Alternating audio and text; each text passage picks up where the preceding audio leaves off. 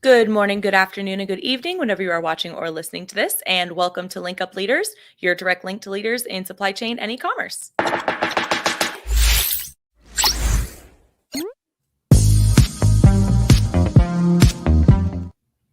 My name is Lisa Kinski. I'm your producer and co-host, and joined as always by Francois Jeffrey. Francois, how are you today? I'm great. How are you? I am doing very well. I tried the Liquid IV over the weekend for anybody who's been keeping up. How was that? It was fine. It kind of just felt like drinking Pedialyte to me. I don't know. I didn't really feel any difference after drinking it. Okay. Well, I guess I used it more so for a hangover than I did pre-drinking. And that's where it did help. I used it for a hangover too. Okay. And yeah, because Pedialyte you're supposed to do pre. Mm-hmm. And then, but some people do it in post. I used it post and it was, I don't know. I got a full bottle of water in me. I guess that helped. It had some flavor to it, but I didn't. Maybe that's the whole shtick. They actually just it's just getting water in you. Yeah.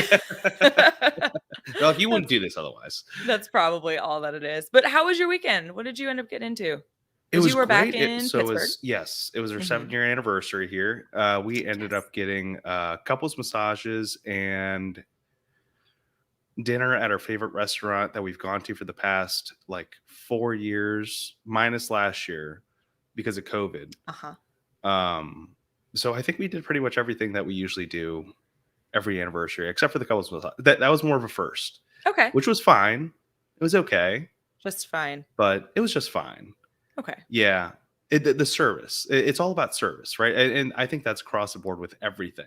You are so big on service. I'm huge on service. Yeah. That's the number one thing. I don't care where you're going. If you're not getting a good service, you probably won't go. And it's one of those places where they were nice, but it wasn't the best service. Yeah. So I probably won't spend my money there again. Who knows? Okay. We'll see. Maybe there aren't that many places here. Yeah. A learning experience nonetheless. Well, good. Glad you had a good weekend. Yeah. How was yours? It was good. I went and did redneck shit, as I told y'all I would. Had a fun time doing that. Saw one of my nephews yesterday, which was fabulous. And then came in early this morning and wrapped Jack's desk because... I saw. Yes.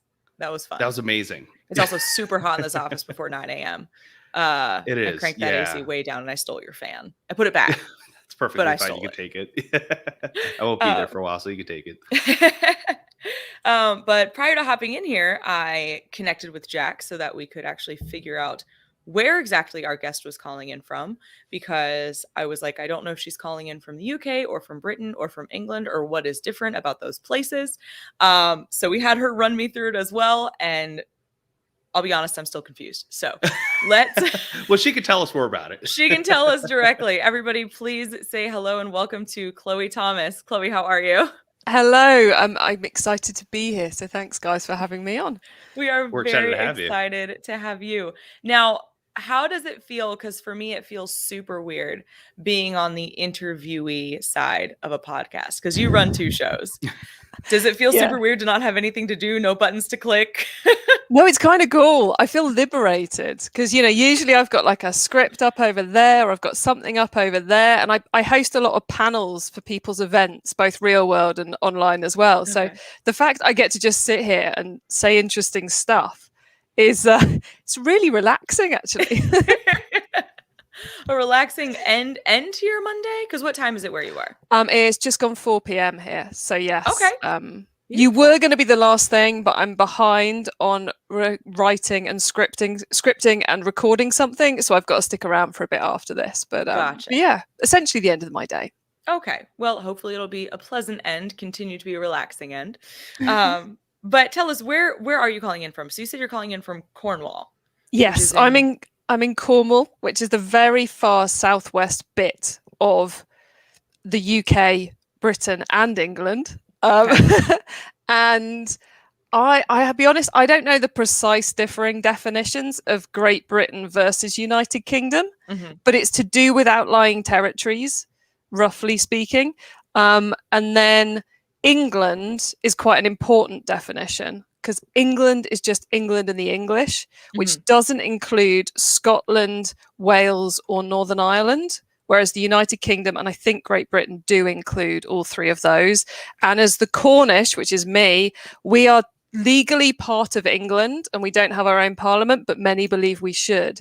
And so we're quite militantly Celtic as well. And we're definitely not English, despite this accent. It's just a result of constantly being told not to have a Cornish accent when I was a child, and then going to Oxford and living in England and various things. So yeah. So I've just made it more complicated, basically. So apologies, everybody. It happens. What is a Cornish accent? Okay. So, do you have Poldark, the TV series Poldark? We haven't. I haven't seen it. I'm pretty sure it's on. I've seen it like clicking through like Netflix or something. So Poldark is set in Cornwall back in the 1800s. So we don't dress that way anymore, but we do still speak that way. Okay. So it's kind of. I'm gonna butcher it massively here. It's kind of all right. My Ansem, how you doing? Is it a good day or a bad day? You've been down Zena recently? Have you? No. They didn't. And it's all that kind of stuff, basically. Okay. And it was awful. And if you could see it, I am brushing beetroot and I'm desperately hoping no one else from Cornwall is tuning in, because I deserve to be shredded for that terrible attempt. I love it. Oh my gosh. Yeah. Well, already a fun introduction to the show. Yes, it is. One of the funner introductions. Well, now that we know roughly whereabouts in the world you're located, why don't you go ahead and walk us through just a little bit of your professional background before we get into the topic of today and how you've become, I guess, educated enough, skilled enough. How we got here, why you're on the show. Okay. So when I left Cornwall, I went to uni. And then whilst I was at uni, I wanted to get some work experience. So I ended up doing a marketing internship because finance sounded a bit dull and HR sounded a bit soft. That's how I ended up in marketing. That went quite well. And then that was with a bank. And to escape the bank, I applied to lots of jobs. And then I accidentally ended up working at a high street retailer in the UK. And from that, I got obsessed with e-commerce, and that was in the early 2000s. So it's all kind of been accidental. I'd love to say, yes, I did this degree and I thought this would be that, but it completely wasn't. It was all quite master plan. Yeah, no master plan at all involved here. So yeah, that was my first job, was running catalogue mailings for a UK multi-channel retailer who did a bit globally as well, and that was in the early 2000s. Then I became head of e-commerce for a group of mail order brands. Then I started a marketing agency, ran that for 10 years, exited that in 2017, and eCommerce MasterPlan was always my escape route from the marketing agency, because about 5 years in, I realized it was a terrible thing for me to be doing. So I realized what I wanted to do was to help e-commerce business owners plot a better route to success, because I saw a lot doing really stupid things, which when you'd been in e-commerce for 10 years by that point, or nearly 10 years by that point, it was obvious, but they didn't have the background to know it. So it's how do you help people? And when you're sat across the table from them trying to sell them Google Ads services, it's quite hard to educate them at the same time, because they think you've got an angle, which, to be fair, you kind of do. So eCommerce MasterPlan was my route out of that. And via eCommerce MasterPlan, I essentially speak and write in order to help e-commerce business owners make better decisions. So I give them structures to use, sensible advice around how to do it all, and lots of insight and inspiration via the podcasts. I love it. And sensible advice. That is a really good way to phrase it. I like that. Yeah. I try to go kind of sensible and pragmatic, and not too I find there's a lot of kind of bright, shiny object advice out there. You know, oh my God, the sky has fallen in, you must do this or your business will implode. And I try and keep away from that, because I find that I find that quite overwhelming, and I get sucked into it quite a lot myself. So I try not to be that, but to be more pragmatic, a bit more slower paced, I suppose, while still bringing the goods, the tried and tested goods, to the audience. Yeah, a less dramatic approach, probably. Yeah. Now, is that something that you typically see the business owner implement themselves, or is that something that you think that they would have more of an integrator for? I find it can go both ways, and it tends to rely on the mindset of the owner. You know, sometimes you've got it was certainly the case back when we had the marketing agency as well, is that, you know, you try and define who the person is or how they do it, but actually it tends to be mindset. Are they someone who wants to be at the cutting edge? Are they someone who wants to, and there seem to be a lot of people like this in the e-commerce space who want to be in the detail and take the DIY route, which is not necessarily always the right way to go.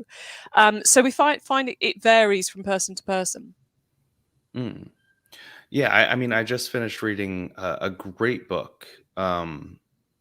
It's about EOS, entrepreneurial organizational structures, and it's by Gino Wickman, and he has a series of great books, Traction, and well, this one's called Rocket Fuel, and they always talk about, you know, visionaries versus integrators. And so that's why when you're sort of describing all this in the shiny objects, that's very much, it sounds like, you know, something that a visionary just gets attracted to, and they immediately lose that first focus. It's like, oh, what was I focusing on first? I have no clue. And then they have to like figure out, what were they focusing on? What happened to it?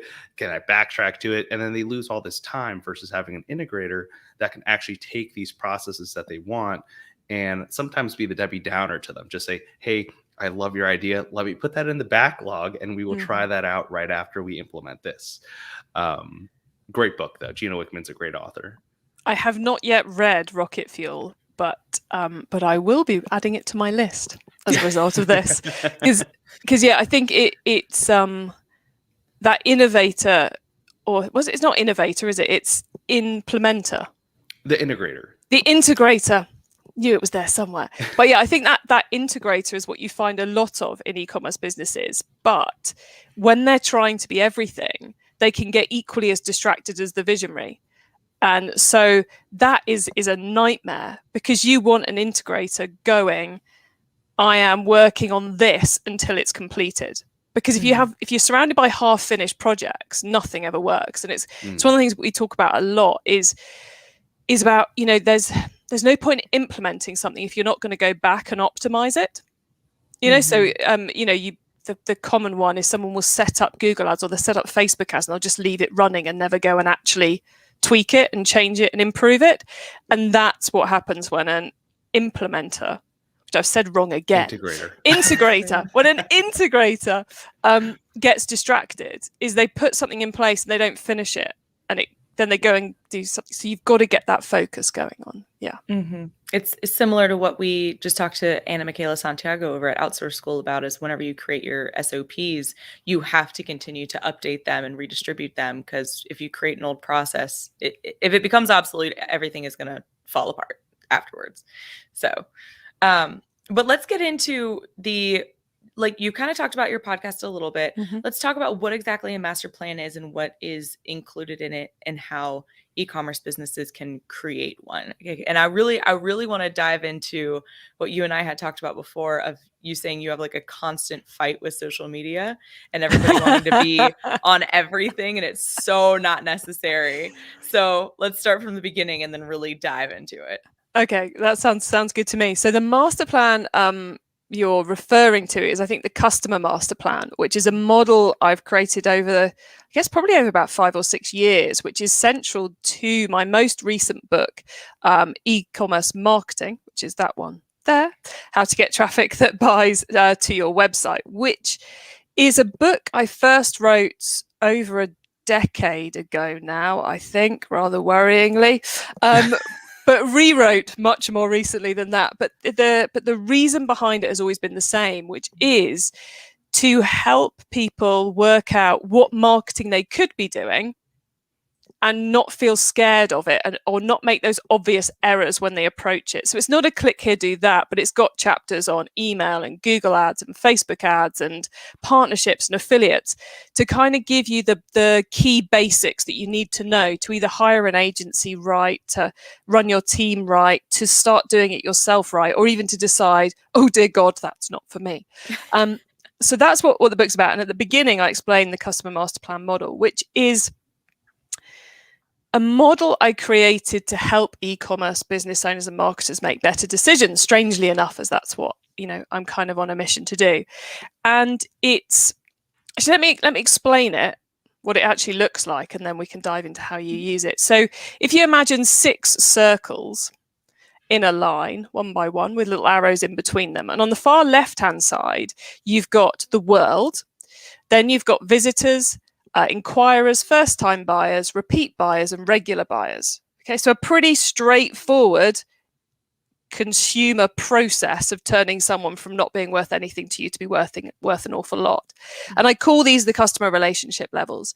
And if for every e-commerce business, everyone in the world sits somewhere in one of these 6 circles. So they could be out there in the world and they've never heard of you, or they could be a regular buyer who buy from you loads and who you love because they're the ones who bring you all the money and, bring you all your profits and bring you new customers and all the rest of it. And in between these circles are arrows, which are our stages. So we've got stages 1 through 5. So stage 1 is all about bringing people from the world to your website. So turning them from the world into a visitor. Stage 2 is from a visitor to inquirer. So giving you their email address, which is where the start of this relationship really begins. Then we move into first-time buyers, turning them into repeat buyers. They bought twice, and then regular buyers. They bought more than twice. And then there's some other arrows, but I'll go into those if we need them later. But we'll keep it simple with the 6 circles with the arrows in between them all. And the key thing is that as a business owner or as a marketer, it's your job to get as many people as possible from the left to the right as quickly as possible. That's how we make profit. That's how we make money, which seems very simple, but many businesses forget this on a regular basis. So my hope is that those who adopt this model will stick it up on the wall and regularly, as a regular reminder of, hold on, what are we actually supposed to be doing here? Oh yes, we're supposed to be getting people from there to there as quickly and as many of them as possible. And the other key thing about it is that we should be thinking about our marketing and, to be honest, about everything in our business, because everything we do as an e-commerce business is about moving people between these steps, from the box we put the product in when we ship it right the way back to our Facebook ad activity, is not to think, ooh, we should be doing some Facebook ads. So it's coming back to this bright, shiny object bit. You hear about something and you go, oh, I should be doing that. Bring that to the model and go, hold on a minute, where have we got problems at the moment? Where have we got opportunities? And does this bright, shiny object help us? Or is there something else we should be doing? So you go, actually, our problem at the moment is in turning first-time buyers into repeat buyers. What could we do to improve that position? And you go down to things like, well, is it a Facebook retargeting campaign? Is it a post-purchase email sequence to make them enjoy the purchase process more so they'll come back? Is it it's been 3 months, your shampoo must have run out by now, please do buy some more? Or is it, some brand activity, or is it a Facebook group? What is it that at that point works? And it's a way of, getting people to think more strategically about their marketing without having to create massive marketing plans and so forth. Now, is that something where you have to sort of, before even launching any sort of, or any of these, or creating, I guess, the circles of marketing, that you have to create an end goal and sort of like this made up journey? Because everyone has to start somewhere, right? Let's say it's shampoo, for example. You have this great product, you have an amazing formula, great packaging, but do you have to, I guess, hypothesize like how many people you want to repeat buy? Let's say it's a couch, right? And you just make great couches. I don't imagine a house needs that many couches. So maybe you don't always need a repeat buyer, but you focus on having more people come into that website to buy more couches. I guess, how does that process work? I mean, I think I think there's two key things you're getting into there. One is, what does a startup do? What do you do on day one? And the other one is about the product which people aren't going to buy multiple times. And I usually end up talking about doormats because I used to do some work with a company who make amazing doormats, but I think they've got a 10-year guarantee on them. And the average house in the UK has 1.2 doors out to the outside world, right? So how many doormats does somebody need? I mean, admittedly, they do like a Christmas doormat and an Easter doormat to really try and get repeat purchases. Oh, yeah. But when you're creating a product that's got a 10-year lifespan and people only have an average of one door, you're literally not going to. So then those later stages, to repeat purchase and to regular buyer, they become more about how do we turn those into referrals, into referrers of new business. So it becomes a slightly different angle at that point. Yes, you do get a few people who have an awful lot of doors. You can sell them a lot of doormats, but at that point for them and for the sofa business, it becomes more about let's make sure they have a really awesome post-purchase experience. So as then we're ready to get them to do whatever it is we want next, be that a great customer review, be it a video testimonial, be it to share an offer to their friends or talk about us on social media or give us feedback or whatever it might be. So that's what the sofa guys need to be doing. In terms of what a startup needs to be doing, you need to have the basics in place, right? So on day one, you want to have a decent email pop-up. So as all that effort you're spending on getting people to the website, you're actually capturing something you can use to turn them into a buyer, because I find that a lot of businesses will just launch without that. And they've not got that kind of, it's a much higher hurdle for a consumer to give you money than it is for the consumer to give you their email address. So you can make something of your marketing. You're getting some information back if you've got that on day one. And you should, at the very bare minimum, have one welcome email saying, hey, welcome to our list. This is us. This is what we're doing, and start to build it. But on day one, you're not going to have the 10-piece email welcome campaign. You're not going to have the quiz set up that asks them 8 questions to create 8 different filtered welcome programs off the back of it to guarantee that sale. But you should have the basics in place, which is, I guess, one of the other things is we should constantly be coming back to this. And pre-pandemic, I'd have said every 3 months you should come back and go, where are we currently weakest? Where's currently the biggest opportunity? Where should I be focusing my time, effort, and money? Nowadays, I'd say do it once a month, because things are evolving a lot faster at the moment in terms of consumer behavior, interesting trends, threats, problems, all the stuff that's going on out there at the moment is happening a lot faster. So you need to reassess where we should be focusing more often. And then you work on improving each of those 5 stages. So always at least creating that baseline of just, hey, we have to start somewhere. Okay. Yes. Now, does that always have to start? And I know, these conversations come up. Does that always have to start with like an offer? No. Of some sorts? No. Okay. I don't think so. I think I said earlier, I'm going to be working a bit later today because I'm working on a script for something. What I'm working on a script for is my Black Friday, Cyber Monday podcast episode. And the bit which I just got to is the bit you just basically asked me about, which is what sort of offers should you be doing? Which is, I have this phrase that I use a lot, which is that every promotion you run should be designed to get the customer to do what you want them to do as cheaply as possible. And there's those 3 key parts. There's what you want them to do, there's doing it cheaply, and who the customer is. So it's never about going, well, we'll just chuck 20% off. It's about going, right, what are we actually trying to get the customer to do? We're trying to get them to buy. Who is the customer at this point? Is it the people on our Facebook page? Is it friends of people who've already bought? And what's the cheapest way I can get them to buy? Which could be, in early stages, it's probably quite likely there will be an offer involved because you're so early stage. But as you grow, it becomes, actually, here's an amazing testimonial. Let's put the testimonial in front of them, or let's be clever and let's do a free gift. I had a lovely business on the podcast a couple of months ago who are called Neve's Bees, and they're a tiny business who want to stay tiny, and they create products made from the beeswax of their own bees. And they're very much about helping the bee population. So they don't offer discounts. What they do offer is a free packet of wild flower seeds to create more wildflower areas, which are great for bees. And they give this free gift to every customer. Now, it costs them almost nothing because they buy massive bags of this stuff and then put them in little tiny paper branded packaging. But it's a free gift for every customer, which can be, especially when it's on message. You know, they're part of their message, part of their DNA is that they are trying to help the bee population. They're trying to make people be more organic, more natural focused, more sustainable. And they're putting a free gift that's going to appeal to people who agree with their DNA, who agree with the core of this business.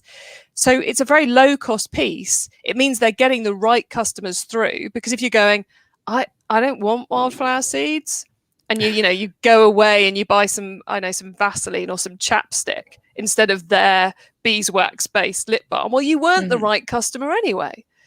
So there are some very clever ways you can get that messaging right. So you're both attracting the right customer and not giving away all your margin, which hopefully answered your question. Sorry, I got on my promotions rant there. No. You're absolutely right. It is two different pieces to really analyze. But I think you'd hit on a great topic of sort of who is your customer, right? And how do you know who your customer is at the beginning? We had this conversation on Friday also about someone creating college survival kits, right? And they were doing great when it comes to SEO for survival kits, but people were coming for doomsday survival kits. So you're just absolutely attracting the wrong person for the wrong thing. They don't want, shower caddies and loofahs. They want life straws. So I guess, what does a business owner have to go through? I guess this is more in the startup phase even, to plan out who their potential buyers are and how do they analyze as they go who they are. Yeah, I mean, I think it's one of those key things about any business is you need to find a product which is worth the money you're paying for it, and which there's enough people out there who want to buy it, who you can get at a cost that it's worth you getting. And it's like, okay, great, we've got loads of great survival traffic coming in, but they don't want our product, but we can buy them at the price. There's a mismatch. So you have to, nail that down. I think from a startup perspective, one of the best pieces of advice, and I've heard this from many sources, I did not come up with this one myself, but it's to take that product into the real world.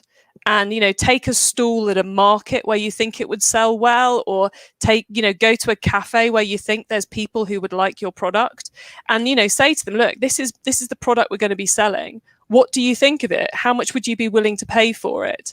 And if they're saying, yeah, I love it, this is awesome, this is exactly what I thought, then ask them a few questions about themselves so you can find out where you might be able to find them in a volume and at a price which you can afford. So do you regularly use Facebook? What other things are you interested? Would you be willing to give us your email address for when we have got this product up and running? But that real world interaction can be an amazing place to quickly discover actually who we thought was our customer is definitely not our customer, or there's a fatal flaw with our product. So those early stages, the offline product research can save you so much time online. And then when it comes to being online, I think a regular customer survey can be really crucial, because even some of the huge companies out there who we think of as being very successful started off targeting the wrong customer group. I had the founder of Book, the online florist, on a couple of months back, possibly last year. Sorry, I can't remember his name, apologies. But he was saying they thought their core target were men, buying bouquets of flowers for the women in their life. They discovered they were very, very wrong. And actually their core target was women buying flowers for themselves and then buying flowers for their friends. So that led to a huge reworking of their, everything about the brand, about everything they did, because their real target market was very different from the one that they thought they were going after. So it's something you have to constantly check in on, I think. And so how do you sort of refine that? And sorry, my cat made a little guest appearance. Yeah, Luna. I love when she says hello. That was awesome. She doesn't walk by. As you're going on and refining this, where do you start to incorporate these surveys, particularly if you're on Shopify? I'm not sure if there's like certain APIs or any sort of whether it's just email. I don't know. When it comes to emails, for me, for example, I see a survey, I immediately delete it and mark it as spam. I don't care who the company is. I am the wrong person to target for surveys. Sorry. but I guess, where can you incorporate these surveys? How soon should you incorporate them? And what level of detail should you ask?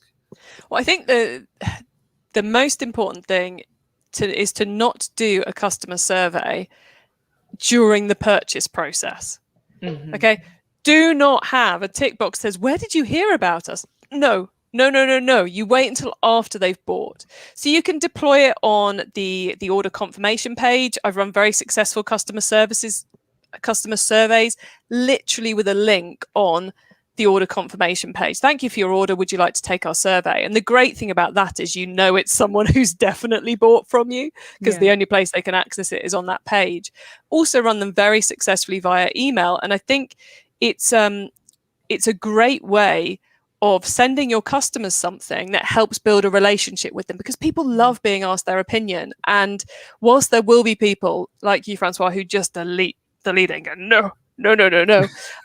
There are plenty who will respond, and in huge numbers, and often without. Sorry, little visitor coming back in there. She's coming back. And often without an incentive, or you can add an incentive, but always be aware that if you're adding an incentive, it will skew your results to some extent. Key questions to ask in those surveys. Yes, ask the straightforward, easy segmentation questions like, how old are you? What gender do you identify as? Where, you might do, where do you live? If you're trying to work out which states to target. Try not to ask things you can get from data you've already got. So the where you live is not hugely relevant, because you should be able to work that out from where your orders are going. You've got that data already, because you want to try and keep it short. The most important question to ask is, why did you choose to buy? Or why do you choose to use our product? You want to ask a question which gets them to give you paragraphs of text, right? Which is frequently a survey nightmare, paragraphs of text, because you go, oh God, I've got to work my way through all this stuff. Oh, can't you just give me yes, no, so I can quickly do a pie chart? No, you want a question which gets them to answer lots of stuff. So I ran this a few years back, and this example is in my book, eCommerce Marketing. We ran this survey for a business I was working for at the time, who were an agency for renting holiday cottages in Cornwall. So Cornwall, where I live, is a big holiday destination. And so we put in that survey the question, why did you want to stay in Cornwall for your holiday? Because that was the really important question. I've done it for a jigsaw company, and we did, why do you choose to do jigsaws? So it's something to get them to really talk about it. And then you take this data and you don't read it all. Sorry, don't read it all. Copy and paste it into a word cloud tool. So as it gives you what the keywords people are looking for. Now, remove the really obvious ones. Otherwise, you'll just get something just got Cornwall or jigsaws in really big text. Get rid of the obvious stuff with a simple find replace in Word or something. Then run it, and you will be surprised by what the big words are. And that will then help you better understand what your customers are interested in and the messaging you should be using. So for the cottage company, because I can talk about that one because it's in a book, so I'm allowed, we found that beaches was really important. Now, Cornwall is a peninsula, so we've got coastline and beaches on 3 sides, some of which are great for surfing, some of which are great for bathing, because one's on the Atlantic coast, one's on the English Channel coast. So we've got, some of which have lifeguards, some of which have all kinds of stuff going on them. We hadn't sent a single marketing message out to our database in over 2 years that mentioned beaches, because we lived in Cornwall. So who cares about the beaches? So you get very close to your product. So as well as getting those key demographic information to help you target, you also want to start finding out why they buy from you. And this is kind of the thing which we're moving away from a world of housewives over 40 who have an income of more than 60,000 to a world of people who love beaches, or people who love dogs, people who love cats, people who like sitting in front of palm trees. You've got to get to the why to really start to understand how to drive your marketing forward. And that will help you work out who to partner with, where to put your marketing messages, and how to develop your business and your product. Do you find that there's any benefit to sending surveys to like one level of customer over another? Because like Francois, you said that if you get a survey, you're going to trash it and mark it as spam. What about if your mushroom coffee company asked you to fill out a survey? Because are you kidding me? I don't like surveys. It's one of those things where so I was just on the phone with Delta Airlines the other day, and right after the call, they said, I had a great experience on the call. And they said, can you answer one question for me? And it was basically, I think, something like, would you hire them? It was something about like, did you have a great experience, essentially? And it was just, hey, click between 1 and 5. And I was like, okay, I will spend the 30 seconds doing that. But if I see a survey, that's one more thing that I have to add to my day that I'm just like, I already have enough in my day. I'm sorry. I love it by me buying it. that sort of thing. Now, unless I also, like, I had a horrible experience, I won't take a survey. I'm going to leave a review. Like I am the key reviewer that will give you a 1-star, and I will update it if they contact me again and they say, hey, I saw that you had a negative experience. How can I fix this? I will go back and update it, change it to whatever I think is right, and I'll put an update. But I will spend time doing that. So that's where I don't think surveys just work on me personally. Okay. Well, on the other half of the top screen, I am more likely, and I would have to imagine that this is true for the general public, I would be more likely to, well, if it comes to a service, okay, like you were just saying Delta Airlines, or if I am at a restaurant and they do ask to do a survey, because I was also a server and bartender, I understand what that does for the individual. So I will fill a survey out in that instance, especially if it's an in-person thing. But for a product, I'm more likely to fill out a survey or give my feedback or write a review if it's an item that I have bought twice or more. There are a couple athletic apparel brands that I'm obsessed with, and I keep giving them all of my money. And if they ask me for a survey, I would absolutely fill one out because I really do love the product.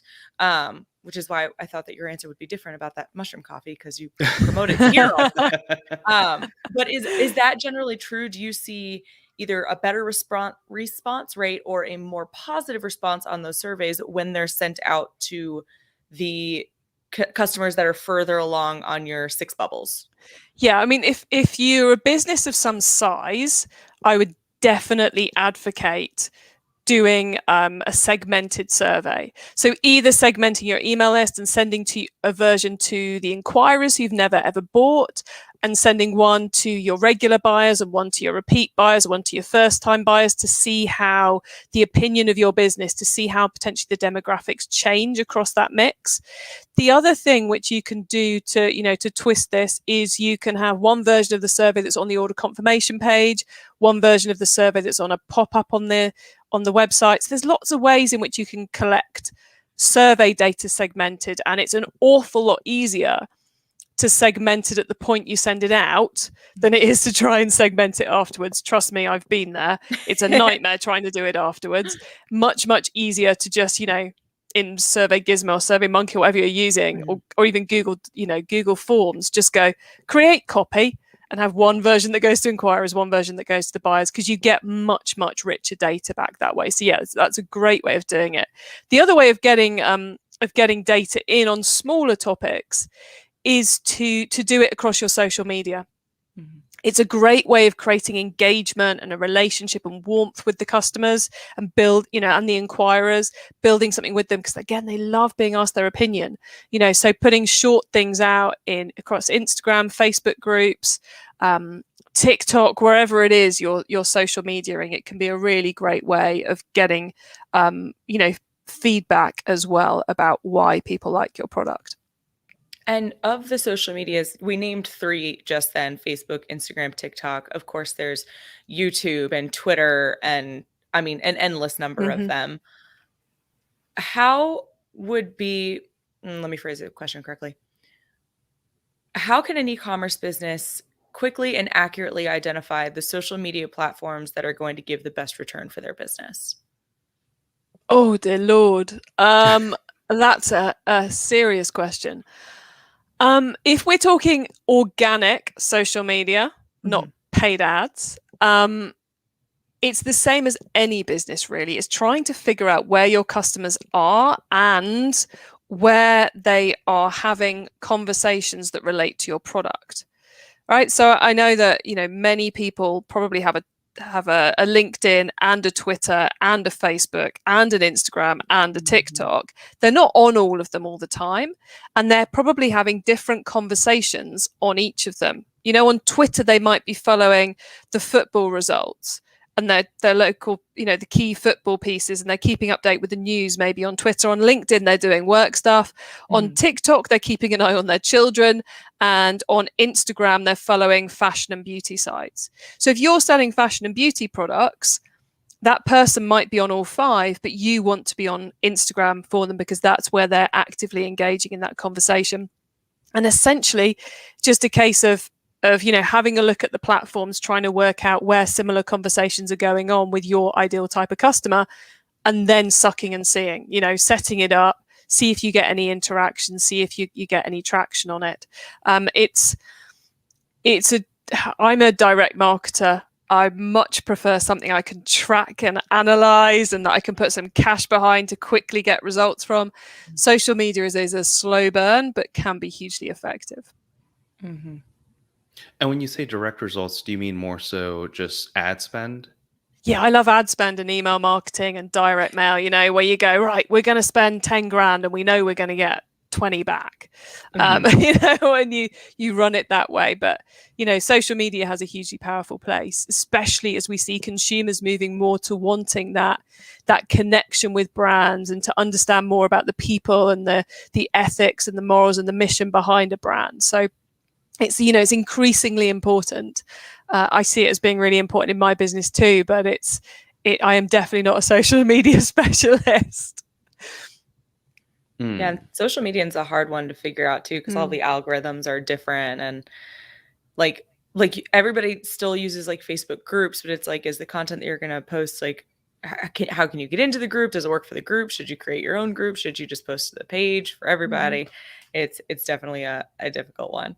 But if the content's right, I still see businesses doing great with organic social media, without having to get an influencer on board, without having to boost those posts across both Facebook and Instagram.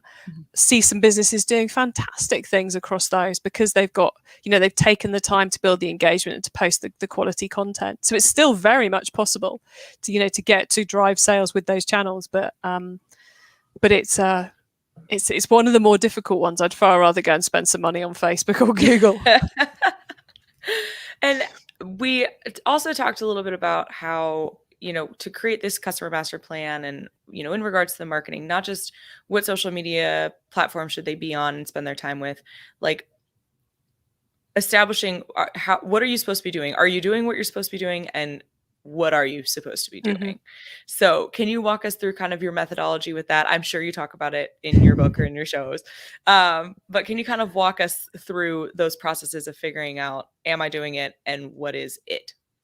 Yes, it's kind of those are the two questions I suppose I get asked most frequently and have done for the last 15 years by e-commerce brands and e-commerce marketers is what I'm doing what I should be doing and what should I be doing? Is that's the key ones, because there's that constant fear that you've missed something, which is why we get so susceptible to those bright, shiny objects. So how do you work out what you should be doing? Well, the simplest way is to come back to that customer master plan model. So we've got our 6 circles with our 5 stages in between them, and to take a piece of paper, divide it up into 5 boxes and go, in terms of getting people from the world to our website, what am I doing? And write that down. In terms of turning people from being on my website to being an inquirer, what am I doing? Write it down. And so literally it would be, we're running an email pop-up. We've got an email sign up in our footer. Then to turn inquirers into first-time buyers, it'd be things like we've got an abandoned email sequence. We're running a welcome program for new signups. We've optimized our checkout. We've put social proof on every page of the website. Write those things down. Now, when you find there's a box that's got nothing in it, then that is a great place to fill in the gap. Because the thing about this model is if you're doing well in stages 1, 2, 3, 4, and 5, they will create much more as a sum of those parts than they will individually. So if you've got every box full, that's a great position to be in. If you do it and you go, woohoo, all the boxes are full, what do I do next, Chloe? The next thing you need to do is to hand on heart, right? Look at what you've just written down and go, when was the last time I improved or looked at the results of things in each of these boxes? So if you put your abandoned baskets email campaign live last year and you haven't looked at it since you put it live, probably worth going and having a look and double checking, it's still working like you wanted it to, but also seeing what you can improve in it. If you put a discount in there to begin with, could you now remove the discount and still get the sales?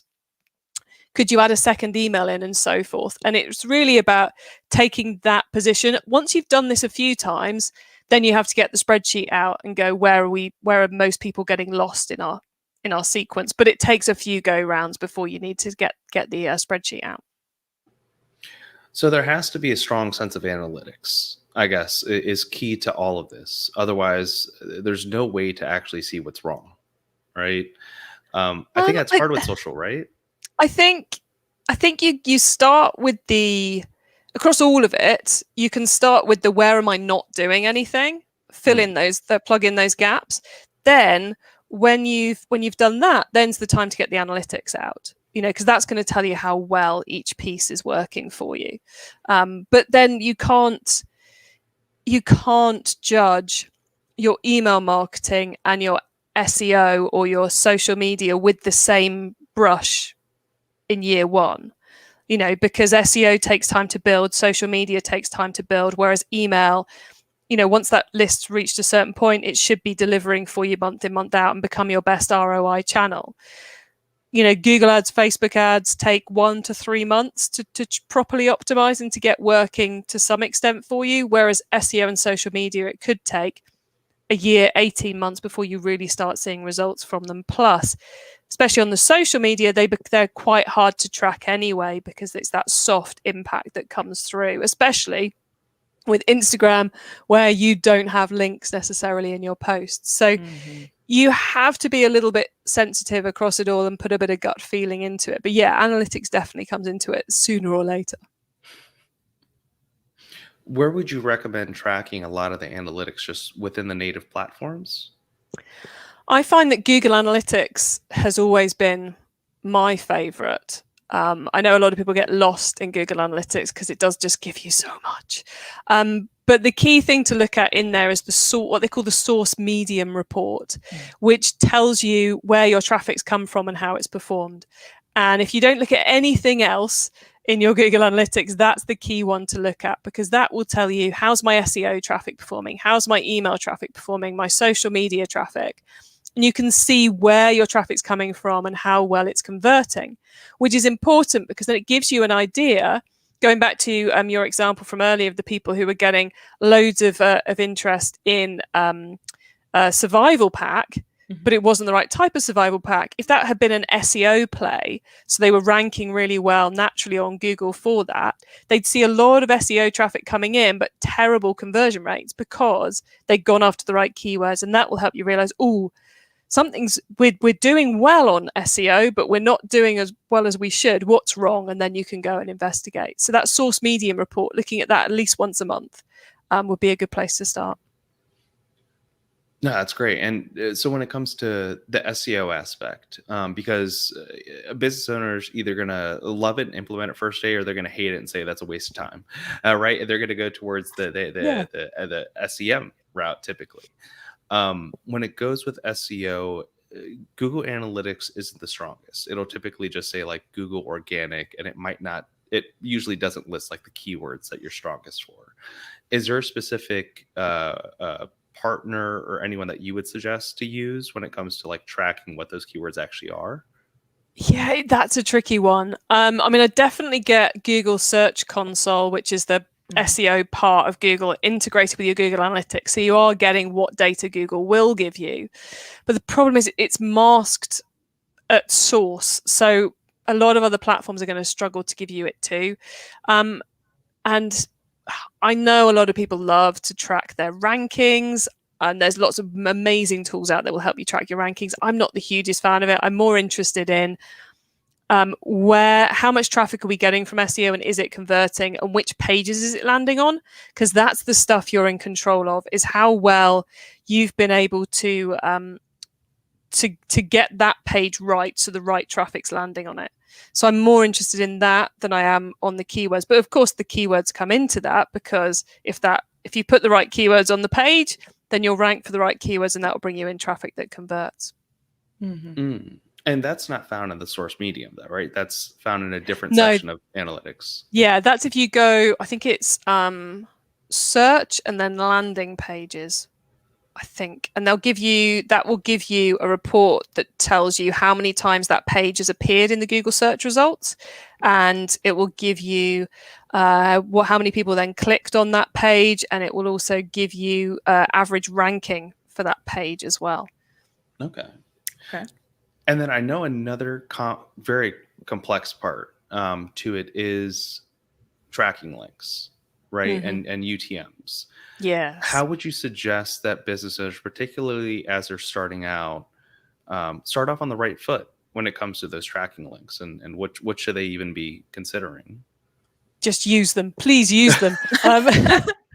If you search on Google for Google Campaign URL Builder, you will get Google's tool for helping you build those links. And the two most important ones to fill in on that page are the source and the medium. So Google will take care of certain things for you. They will take care of what's organic traffic. So from all the search engines, that happens automatically.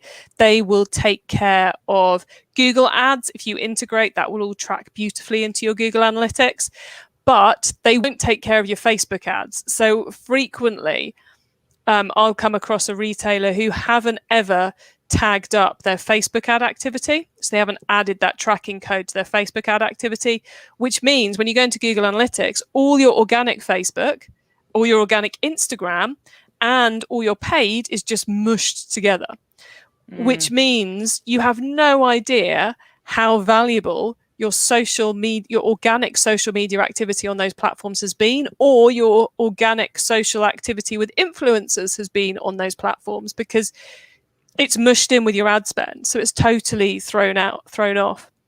So please, whenever you're setting up a new traffic source, think UTM tracking, Google Campaign URL Builder.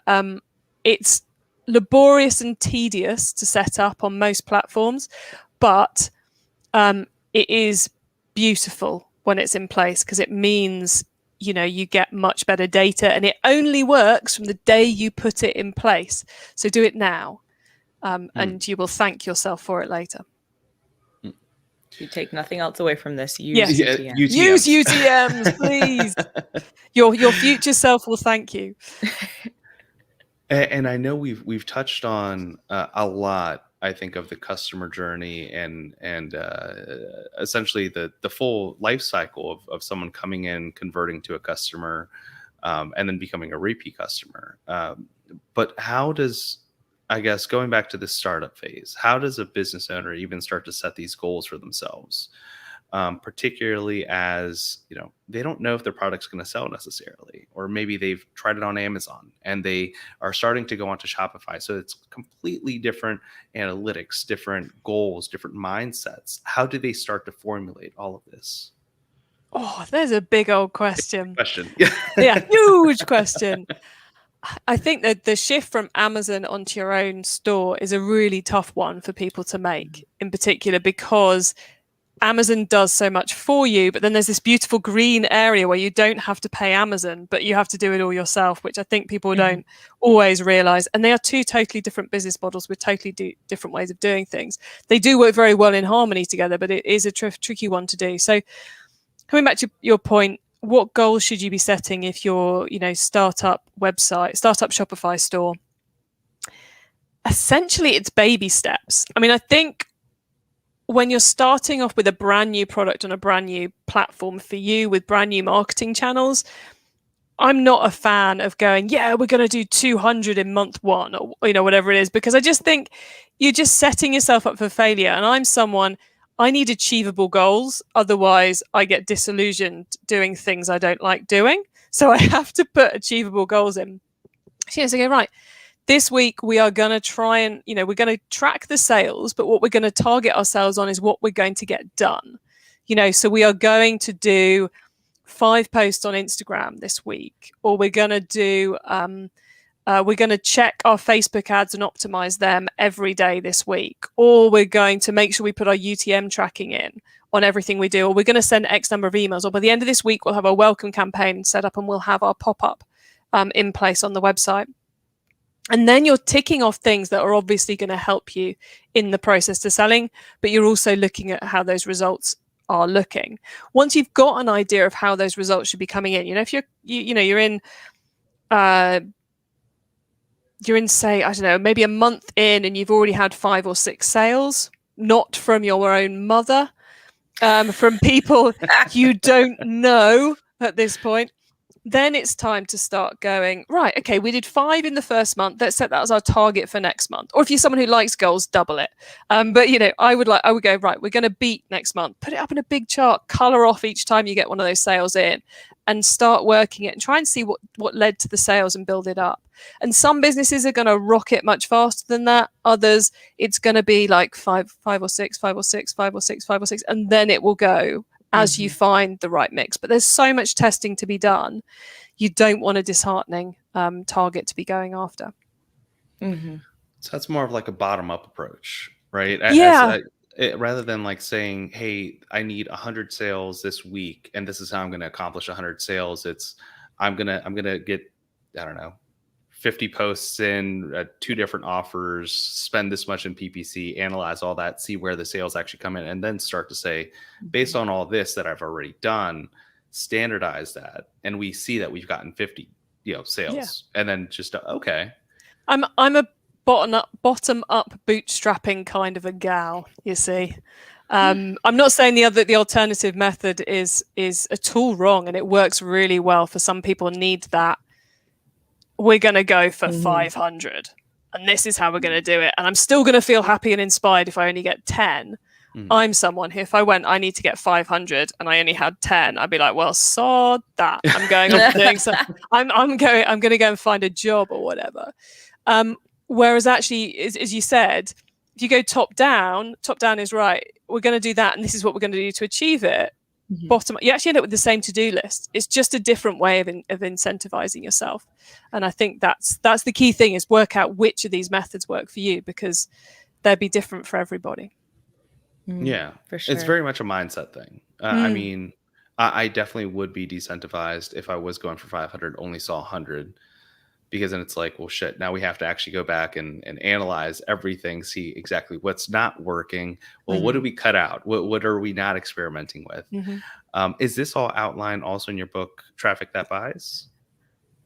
Some of it is, some of it isn't, because it's more about, it's more bottom up than top down. So, but there is a whole chapter on what to do if you're a startup, as well as chapters on how to approach it all if you're a larger business. And we've also got a whole section towards the end on the tactics that work across everything, which includes that bit I was saying earlier about the right promotion is about getting the customer to do what you want them to do as cheaply as possible. So loads of tips in there for both startups and established businesses. And we will link that book in the description. And also we'll link your website. Tell us a little bit more about eCommerce Master Plan and Keep Optimizing as we come to a wrap up. This is your time to promote. Okay, cool. So the book is available as audio, paperback, hardback, and ebook on Amazon. So you can all go and grab it there or via the link that's going to be provided to you. Then I have the 2 podcasts. There's eCommerce Master Plan, where each week I interview a different retailer or e-commerce brand, if you like, about how they're doing it, from the tiny to the huge, covering all kinds of different products, all kinds of different ways about going it. And that's available every Monday. You'll find it on all the good podcast apps. And then Keep Optimising has been around for just over a year. And we focus on a different marketing method each month. So this month has been all about organic social media. So I'm a lot more clued up on that than I am normally. And it's been really fascinating. We've been looking at how to reduce the effort you put in to maximize the results on the back end of it. So loads of cool stuff about increasing engagement and becoming more streamlined and more efficient. And each week on that, I interview a different subject matter expert. So it's not me teaching you how to do organic social media. It's been 4 amazing experts across different areas of it who've gone through how to do organic social media to make it work for an e-commerce brand. And on that one, we're about to have our Black Friday tips episode go live next Wednesday, not this Wednesday, but next Wednesday, which is must listen if you want to have a successful Black Friday, Cyber Monday this year, which is going to be unlike any other. And you can find that. You can find all that via the website on the screen, so ecommercemasterplan.com, or both podcasts are on Apple Podcasts, Spotify, and pretty much everywhere else. Fantastic. Chloë, thank you so much for coming on the show. This has been awesome. And we'll definitely be sure to listen to your show and tune in for that Black Friday one, because I'll be interested to hear that, because you're right. This year is going to be very different. Yeah, very different. So thank you very much. And thank you very much for having me on the show. It's been fun hanging out with you guys. Oh, same here. Thank you so much. And thank you to everybody who's been listening and watching. If you guys liked what you heard today, be sure to give us a thumbs up, comment with your thoughts, share with your friends, subscribe to the show, ring the bell for notifications, and be sure to rate us 5 stars on Apple Podcasts. And thank you for tuning in to another conversation with a leader in supply chain and e-commerce, Chloë Thomas. Thank you so much. Thank you, Chloë.